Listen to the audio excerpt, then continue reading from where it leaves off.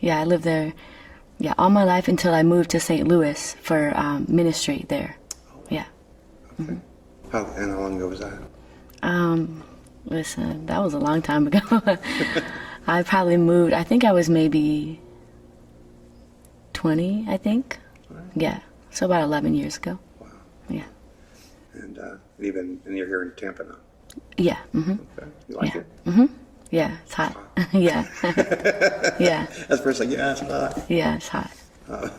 You can say no. It's okay. It's terrible.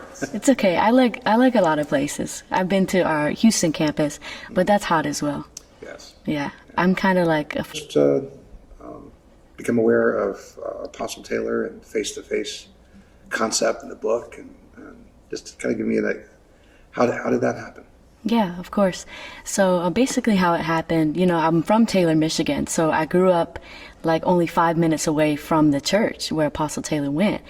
And I grew up in a Christian home, and my mom was always going to like different conferences, like healing conferences, just anywhere, around Michigan. And I remember one day I was in high school at the time. I was only 15 years old. And my mom was telling me, hey, there's going to be, this man in town. He's going to be, right here in Taylor. He's going to be doing a miracle crusade. And I had already been to some of those, before. So I was like, okay, and I love to see the miracles. I've always, liked that. And, just it's a conference. So it's not like your traditional church. It's like more, you're seeing a lot of miracles happen, signs and wonders. And so I remember, I'll never forget, I used to play basketball a lot. So she had picked me up from basketball practice, and she was telling me, she said, I want you to come to this tonight. It's at 7:00. And so I was like, okay, she let me, she's like, do you want to go? And I said, yeah, sure. So I went, and I was really young. I didn't know, exactly everything was going on, but I know that, of course, I was raised in church. And so when I went there, I began to see so many, like, just the atmosphere first, just coming on the atmosphere. Apostle was doing a crusade. So just being there, I could see, okay, this is different. This is not normal church. And so that was kind of my first introduction, was a miracle crusade that Apostle was holding there in Taylor, Michigan. And what really, I guess, attracted me was I saw all the miracles taking place. I mean, I saw people walk in with, crutches, canes, wheelchairs, but they left without them. And so that was really intriguing to me. I said, okay, this is something that I want to be a part of. And, you just kind of have a knowing, like it was just a knowing that I had of like, this is where I want to be. Like, I want to be where God is. And even being that young, it was supernatural, really, what happened. Because, if you're young, you're doing your own thing. You're not thinking about or really grabbing a hold of the things of God like that. And so I just remember being in the first service, with Apostle, and seeing him walk out on the stage, experiencing like the glory of God, feeling the presence of God, seeing the miracles, all of this stuff is going on. And I said, okay, I want to be a part of this. And that's what really, something supernatural happened, in that service. Like, God really grabbed my heart and really got to me. Like, I was just, from there, it was done. And I never stopped going after that. That was actually a part of a conference that Apostle Taylor was holding. It was like a 3-day conference. And, it was very special because God came in those services. We saw so many amazing miracles. And I just remember looking around the room, and I'm seeing all these, there wasn't a lot of young people there. There was a lot of people that were, like grown to me at the time, just seeing them like tears in their eyes, like really being touched by God's presence, and not just like kind of a religious thing, but they were really having an encounter with God. And they were meeting with God. It was like a service. It was not just a service. It was like literally a meeting with God.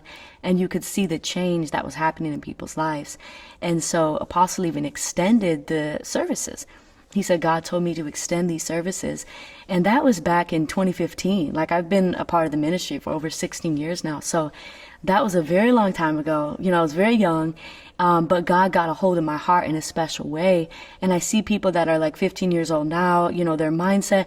I'm like, wow, God really got a hold of me, because I wanted to stop doing everything else, but just be in those services. And so, back to those services, a 3-day, Apostle extended it to a 7-day, service. And people were just like knocked out under the glory of God. I mean, just on the floor. And at that time, we didn't have, even carpet in that building. People was knocked out on the cement floor, and you could see their tears all over the cement. Like, it was amazing. People were really touched by God's power. So that was really my first introduction, to Apostle Taylor.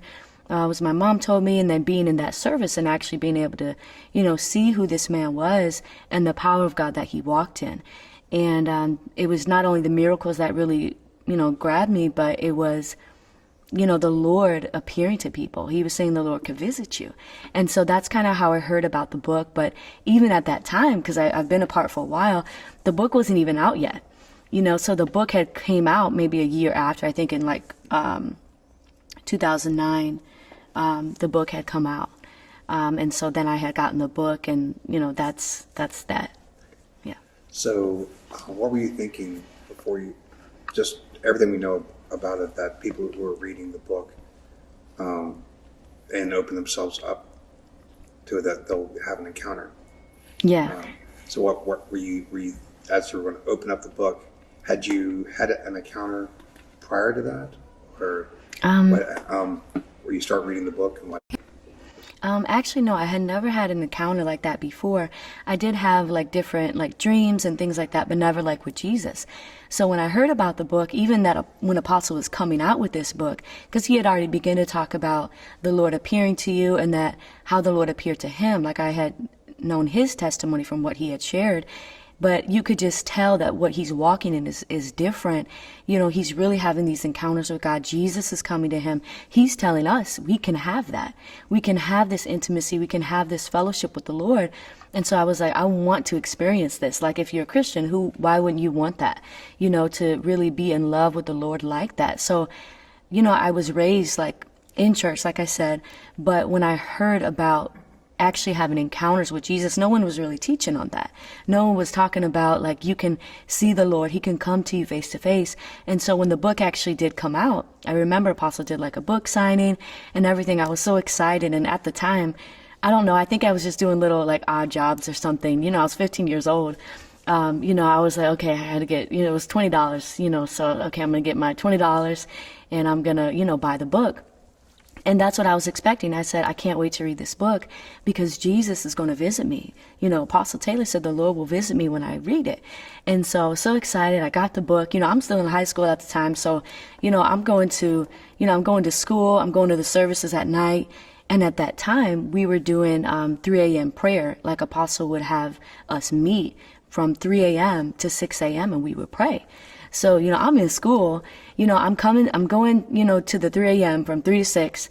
I'm going home, and then I'm getting ready. I'm going to school. Then I'm at school all day, basketball practice. Then after that, I'm running to the church, back to the church for the services. Cause I said, I got to have this. It was really consuming me, really being just experiencing Jesus like that, trips to heaven. So, I remember I would even, after the services. Now, Apostle Taylor services can be long, okay? They can be very long. They can go, because when you're in that zone with God's glory, you don't even pay attention to the time. It'd be 12, sometimes 1 o'clock or something. So I would be there from 7, p.m. all the way until that time. And Apostle, he was doing crusades, every 2 months. But basically, he would come to Taylor, Michigan a lot during that time. It was 2008, 2009, 2010. And I had the privilege of literally being right 5 minutes away. And, before I got my license when I was 16, of course, I would always get a ride there. I'm going to make my way to get to these services. And, I did. I was there at every service. And it was so special because it was something I was like, I gotta have this. But I remember during that time, Monday, I think it was Monday through Wednesday, Apostle would come literally every week and he would teach. And it was like a revival. He would teach, he would have services. It wasn't like a full miracle crusade, but he was really taking time to teach us about the relationship, the face-to-face relationship and what we can have with the Lord. And so it really, I remember going, after services, then I would stay up all night, with my notes, oh my God, I gotta have this. I want this with the Lord. And so during that time I would stay up, I would be reading the book, and I lived in a Christian family, so they understood to a point, but they were like, okay, why are you in your room all day? Why are you going to these services? Like, why are you spending all your time at the church? Why aren't you going to normal family, functions? Or why aren't you, hanging out with us as much or whatever? Because God was just really consuming me in that season. And so when I was reading the book in my room, I would just cry when I would read the pages of that book. Like, it's something supernatural that stirred up in you. Like, I gotta have this. Like, I want this. It's like a desire or a pull that really just grabbed me. And I was just consumed in that. And I would in the morning, I would wake up and like, oh my God, I don't know if Jesus is going to appear to me. And then eventually after, he did come to me, and he came to me more than once. Wow. Well, I've got to hear what your first encounter was like. Yeah. So absolutely. So it was really amazing because I had waited. I was actually a few years after I had read the book. And I was waiting. I was like, oh my God, like, is Jesus going to come to me? Like, did I do something like wrong? Like, why didn't he come to me immediately after I read the book? And I was hearing testimonies that Jesus was coming to people after the first page, or it just being on their nightstand. And so I was like, okay, a year goes by, another year goes by. I'm like, what is going on? And so I had asked Apostle Taylor, about it. Like, the Lord hasn't come to me. And he would always, in services, he would be like, how many of you has the Lord appeared to? And, people would raise their hands, and I'm like, oh my God, And so I had an opportunity, because I would always be at the church, always, if there wasn't service, because I was so close, I would always be there, whether I was like cleaning something up or just praying or being in the presence of God. If I wasn't at school, I was at the church. And then even as I got older, if I wasn't working, I was at the church. So I had begun to read the book, and I was waiting. And I had an opportunity, to ask Apostle, because he would be walking around the building at times, like after service. And he had asked me if the Lord had appeared to me. And I said, no, not yet. And I said, I had been waiting. And he said something like, be patient. He said, the Lord has an appointed time to come and visit you. And then he told me, he said, get ready. He said, he's going to come to you. And it was literally like 3 days after Apostle told me that the Lord did come to me, and I was thinking when it happened, I was like, wow, how is, he must be so close with Jesus that he could tell me, okay, the Lord is about to come to you. And then it happens, because I had seen that actually happen with other people, where he literally told them. I heard Apostle tell them in a service, the Lord is going to come to you. And then they would come and testify and say, I had that visitation. So basically my first visitation was really awesome. I love, because the Lord knows how to come to you. Like, he knows you, he knows everybody, and he knows how I am. And I like to, have fun. I like to be playful. That's just kind of like how I am. And so that's how the Lord he came to me like that. And in this visitation, I started out in a store. I was in a store, and I was in some city. And I was comforting this girl. She was crying. I don't know the reason why, but she was crying, but I was just showing her compassion. And I had come out of the store, and I was walking across the street. And as I was walking across the street, it looked like a White House building. It literally looked like a White House, like with the columns and with the steps going up. And so I look across the street, and I literally see Jesus standing on the top step. And he had his white robe on, and his arms were outstretched. And I knew that he wanted me to come to him. It was like I paused, though, like his hair was blown in the wind. He had his sandy, brown hair. He had the white robe on. And he just looked so peaceful. And I knew that he wanted me to come to him. So his arms are open. So I start running across the street. And it seems like I got there so fast. And I start running up the stairs. And I got very close to Jesus, a little bit closer than you and I are right now. And I knew in my mind that he wanted to play a game with me. I said, oh my God, you want to play it like a game? It was so quick. I knew he wanted to play a game. And as soon as I got really close to him, it was in a blink of an eye, literally his clothes changed, everything changed, his outfit changed. He went from wearing a white robe to a white t-shirt, camouflage pants, and combat boots. He was ready to play, he was ready to have fun. And I knew immediately, I was like, oh my God, it was just boom, quick. And he just changed immediately like that. And I knew immediately that he wanted to play tag. And I knew that I was it, and I had to go and chase him. So Jesus takes off running in the building, and I start to run after him. And I just was having fun. It was a fun moment of oh my God, I'm about to, play tag with Jesus. And we were laughing, and I just remember chasing him. and the Bible talks about that, running hard after the Lord, chasing after God. And so I knew kind of like that's what I was, feeling in the dream. But it was really amazing because as I was running after him, I just felt so much love in his visitation. It was so fun. I mean, I was laughing. It was so playful. It was just an amazing time. And so he was running in and out of doors, and he was just wanting me to catch him. And I remember it was like I almost went to go tag him. And it was like Jesus was laughing, and he literally ducked, he ducked down and swerved to the right. And I knew it's like his mouth wasn't saying anything, but like I knew he was saying like, come on, try to catch me, and he ducked it. But at that moment when I really got close to him. At that moment when I went to, go tag him, I saw like his smile, like I was up close. I saw his smile, his laugh. And it was just amazing. He was laughing the whole visitation. And he was trying to say like, catch me if you can, like chase me. But in the dream, we was going in and out of doors. We were going up and down stairs, and I was just running after him. And it was really such a joyful, experience. And I just remember, Jesus saying at the end of the dream, he was joking with me. He was like, I always have the victory, like he was going to win, like with tag when we were playing. And then I had woke up. And I just felt like such a joy. I felt such a peace. It was like something happened. It was like the presence of God was like all over me, the love of God. And it, you think about anybody that you're in a relationship, if you're having fun with them, it's a memorable moment. You're building memories. And it was like that was like a memory built with Jesus, or like a wonderful like fellowship or a time with him. And it was very beautiful. So that was my first visitation. Did you have that dream analyzed or interpreted, rather? Not necessarily. Just how you described it. Yeah, that was kind of like just me chasing after the Lord. Yeah. And that's pretty straight. Yeah. To keep following. Yeah. Mm-hmm. Okay. The second encounter. Mm-hmm. Can you tell me about that? Yeah, for sure. So this was a time, I had gone to the church, and I had went on a fast. I had asked if I could go to the church and stay there for like 3 days and really seek the Lord and kind of just shut everything else out. At the time I was working or I was at the church, either one. And I remember I was asking the Lord to come and visit me. And Apostle was teaching us, he said, one of the ways you can get the Lord to appear to you is through worship, getting in the presence of God. And so I remember that. So I was like, okay, I'm going to worship. I'm going to be on this fast, and I'm going to be worshiping because I want the Lord to come to me. And it was on the third day of the fast. I had fell asleep in the church. And I remember I had fallen asleep, and I had seen myself in a bedroom, and I was worshiping in the bedroom.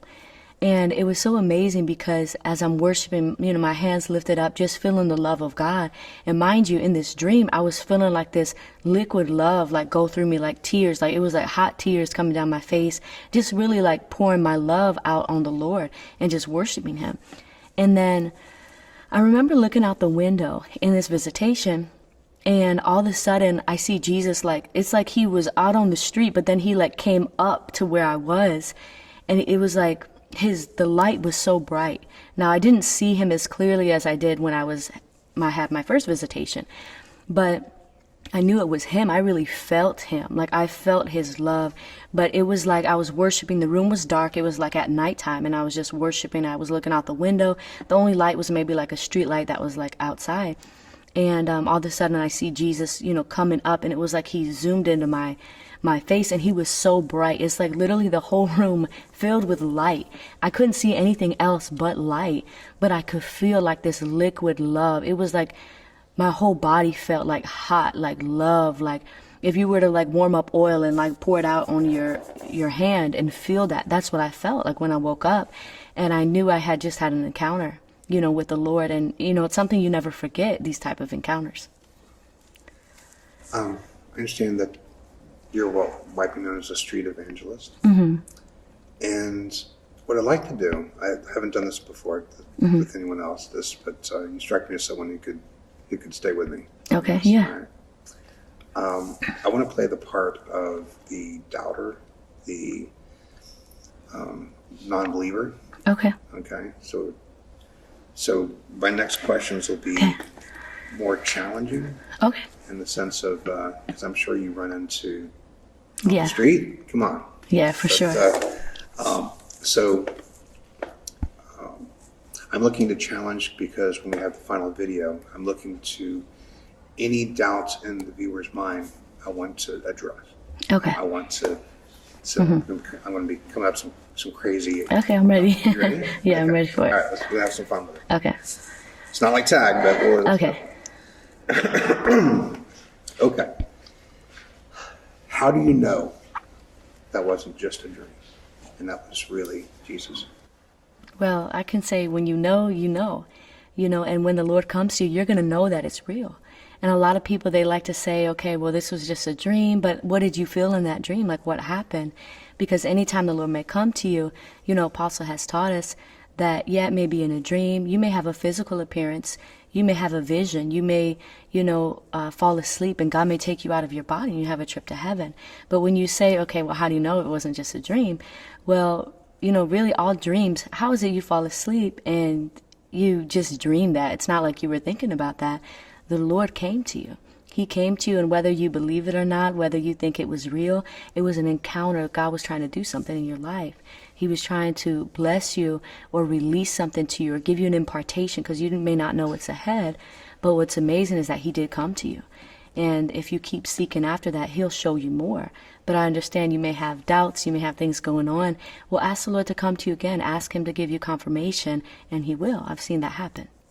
So that's what I would say. Good. Good. These are good. Okay. This is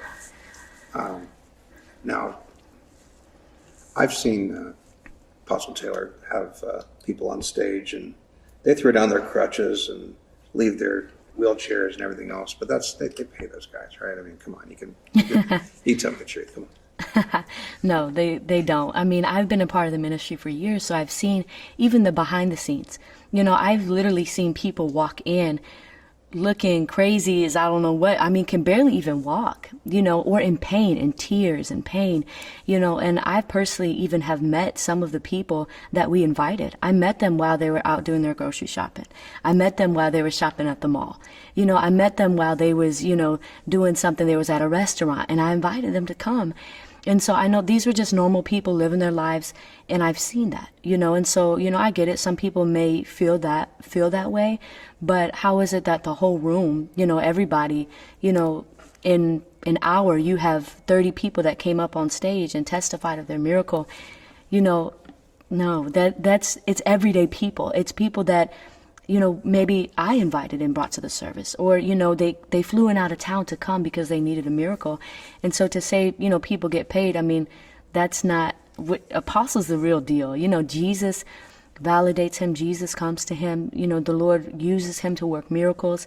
And I've seen it, up close, personal, they don't, we don't pay them nothing. They don't pay us nothing or whatever, it's genuine. It is people really experiencing a miracle. And I know, yeah, you may feel that way. People have said that before all throughout the years, even in the history of miracle ministries. Apostle talks a lot about Catherine Coleman, Benny Hinn, and I've seen in their services, people came up that were a skeptic, but when they got their miracle, they said, okay, this is real. So I really feel like if you had an encounter with God, if you got something wrong, or maybe you're cool, bring one of your relatives that are going through sickness, and you will see God's healing power touch them or you, whoever, in the service. A 3-part Providence Falls special event. Liam O'Connor, we're offering you a chance for redemption.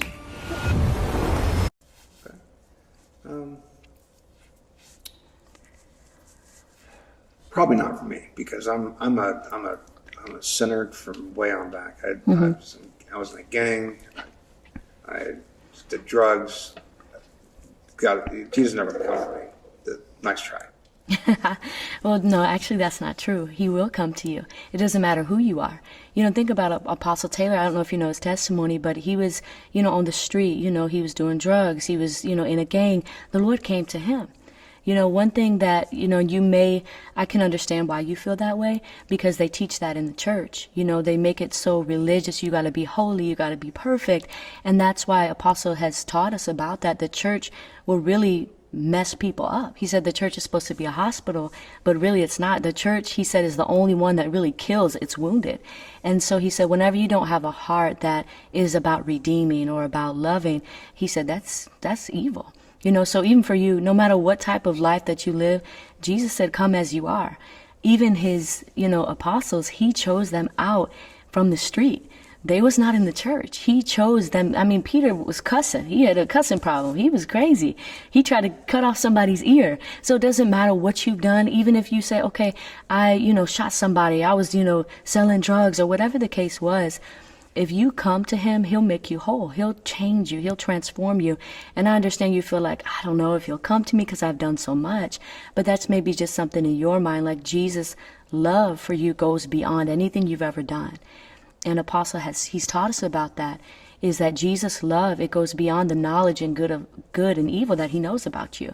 So he loved you when he made you on this earth. He loves you the same way right now as when you was 10 years old. Now, however old you are, he loves you the same way. It doesn't change. His love goes beyond you, beyond your faults, beyond your failures. It's the church that makes you feel like you're not good enough. Well, let's say that I'm believing you. Now, isn't it just enough, like, okay, Jesus, come to me tonight? Why do I need to read this book? Face-to-face appearances for Jesus. Oh, because it'll help you. Think about anything you need, maybe for your health or whatever you're trying to do. You want things that are going to help you. Whatever it is, if something is going to help you, you want it. So this is something that's going to help you. Think about if somebody's sick and there's a doctor that has something that's going to help them. I mean, you would want to know about it. So it's just something being unknown. This is something that people just need to know about. You may not know, but when you read this book, you're going to be like, okay, I needed that. I needed to read that. That was good for my soul. Like, that helped me. But I know when you read the book, Jesus will come to you. Not only will he come to you, you'll feel a change in your heart. You will feel your heart soften. Even like you said, you lived like a crazy life. Your heart will soften. You'll feel a change going on, but you got to let it, change you. Just yield it to God. Like, God, whatever you want, to do as I read this book, like, do it, and he will. Perfect. All right. That was great. Okay, those are easy questions. Those were easy. Okay. What would you like to say to Apostle Taylor? I would like to, say thank you, to Apostle Taylor, because he's really made a sacrifice, to who is going to give up, their whole life. I mean, and he has served God continually since the Lord came to him. So I really just want to say thank you to Apostle for his obedience and really just paying the price and being willing to sacrifice and, everything that he's done for the world. I've been able to see how many lives that he's touched just from my view, being part of the ministry for the years that I have, let alone even before I became a part of the ministry. But I've been able to travel and see, how his life, his sacrifice, what he's teaching, nobody else is teaching. Nobody's having encounters, like that before they come to the ministry. And so really just thank Apostle for the lives that he's touched, my life, the investment. He invests in people. He loves people. He wants to see them come into their destiny. And just want to, thank Apostle for investing in me, for being patient with me, for helping me, mentor me, disciple me. Really, he has always led me to Jesus. He has always pointed me to Jesus. He taught me that I could have this relationship. And that's really what I'm most grateful for, is that he introduced me to Jesus in a way, where I can have an intimacy with the Lord. But also just what he's taught me to, walk in miracles, what he's taught me to help be an effective minister, of the gospel. And it's really just a change. There's so many, I could go down the list, but he's taught me how to love Jesus, to worship, to study, to go after the Lord, to really treat people right. There's just a whole list, but, I'm just really grateful, because I know I would have just been raised up in church doing like the normal thing, like, okay, Bible study, but Apostle taught me more than that. And he taught me about the kingdom, really experiencing God. And so I'm really grateful, to Apostle, his sacrifice. Perfect. Thank you. Excellent. Thank you so much. Okay, you're welcome.